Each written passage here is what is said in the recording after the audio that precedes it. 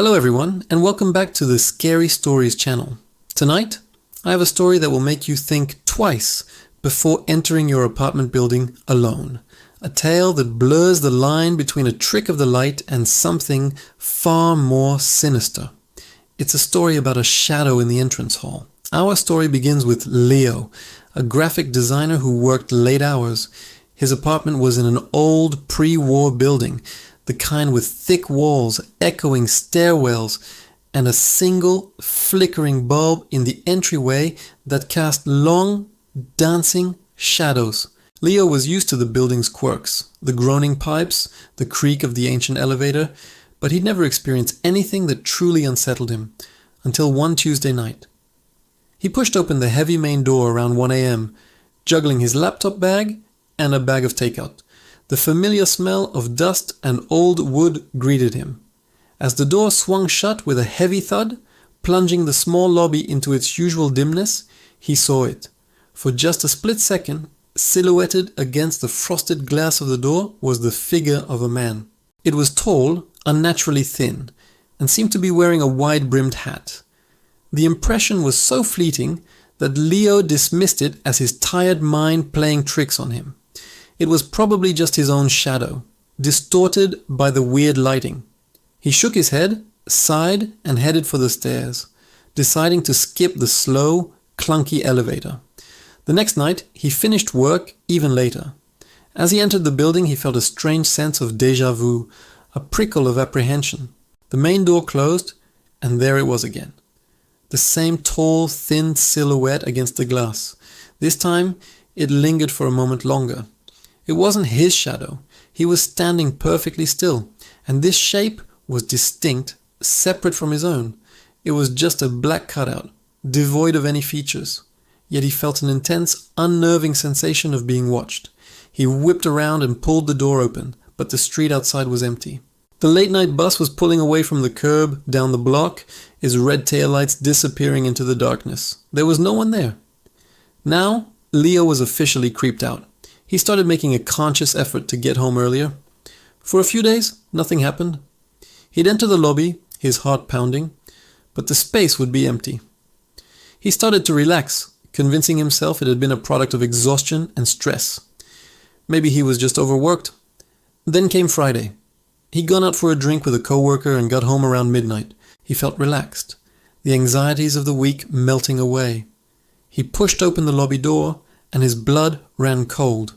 The shadow was there, but it wasn't on the door this time. It was standing in the corner of the lobby near the mailboxes.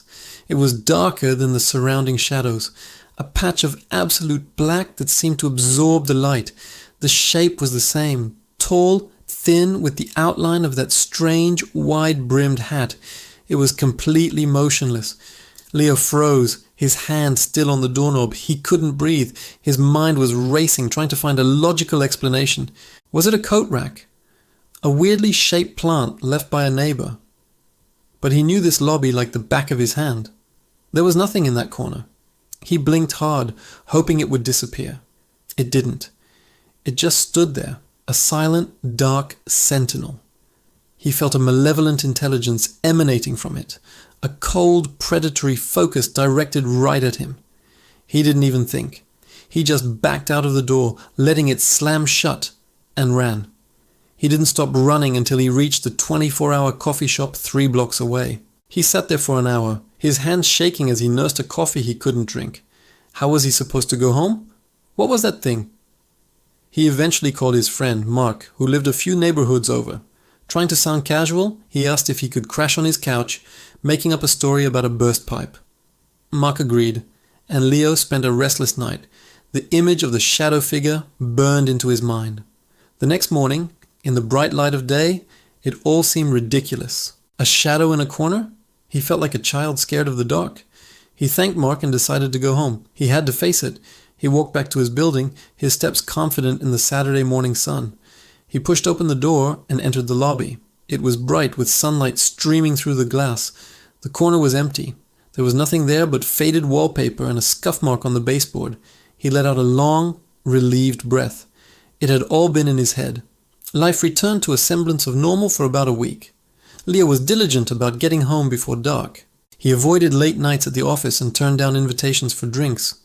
He took the elevator, avoiding the lonely stairwell, and practically sprinted from the elevator to his apartment door, fumbling with his keys in a panic. He was on edge, but he saw nothing out of the ordinary. Then his boss asked him to stay late to finish a crucial project. He couldn't say no. He left the office well after midnight, a familiar dread coiling in his stomach. The taxi ride was silent, each block bringing him closer to the building. When he arrived, he stood on the pavement for a full 5 minutes, staring at the entrance. He considered just getting another taxi and going to a hotel. But this was his home. He couldn't let a figment of his imagination chase him away. Taking a deep breath, he walked up the steps and pushed the door open. The lobby was dim, lit by that single buzzing bulb. He stepped inside, his eyes immediately darting to the corner by the mailboxes. It was empty. Relief washed over him, so potent it made him dizzy. He chuckled to himself, feeling foolish. He turned towards the stairs, and that's when he saw it. It wasn't in the corner. It wasn't on the door. It was standing at the top of the first flight of stairs, looking down at him. The silhouette was unmistakable.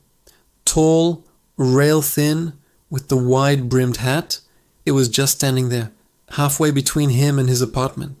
The air grew cold, and the low hum of the building's electricity seemed to fade into a deafening silence. All he could hear was the frantic beat of his own heart.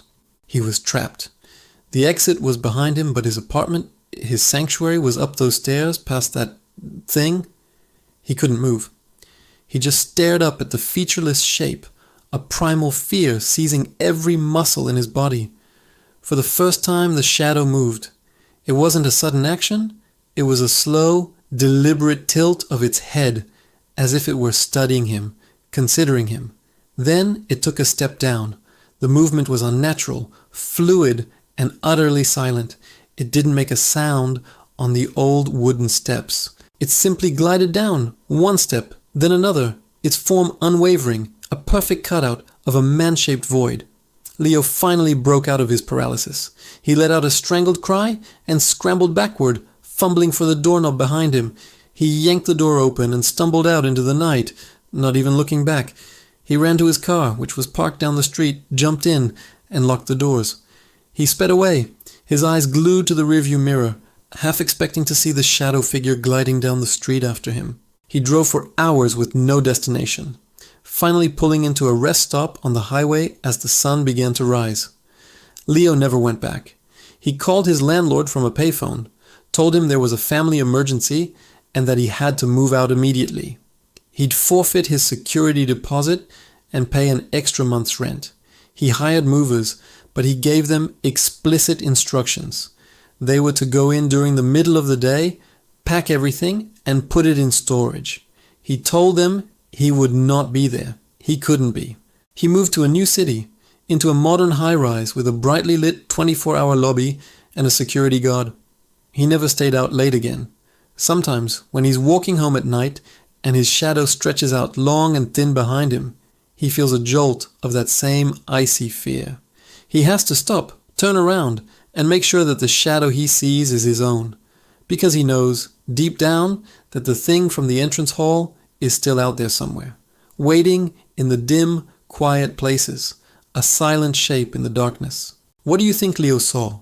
A ghost? A trick of the mind brought on by stress? Or something else entirely? Let me know your theories in the comments below. Thank you for listening.